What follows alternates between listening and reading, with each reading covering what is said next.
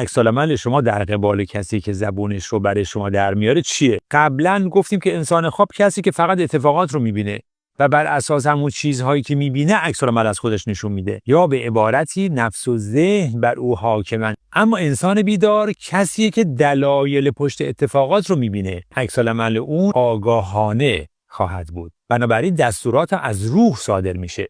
ممکنه که گاهی اوقات یک انسان خوابم در بعضی از موارد ظاهراً رفتار درستی از خودش نشون بده، اما این رفتار درست هم ریشه نفسانی داره. سکوتی از روی ترس، یا خنده‌ای از روی تحقیر، یا رد شدن از روی بی‌تفاوتی.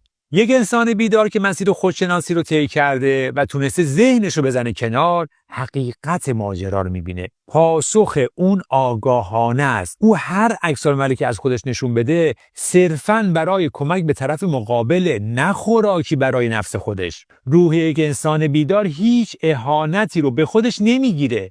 او حقیقت رفتارهای طرف مقابلش رو تشخیص میده و بیماری رو تو اون طرف تشخیص میده. لذا عکس‌العمل او مثل یک طبیب عاشق خواهد بود. یکی از اهداف مهم همه انسانهای بیدار عشق دادن به تمام هستی و کائناته. اگر طرف اهانت کرده باشه، با او به گونه‌ای رفتار میکنه که او رو جذب بکنه تا شاید پیام بیداری رو بتونه بگیره.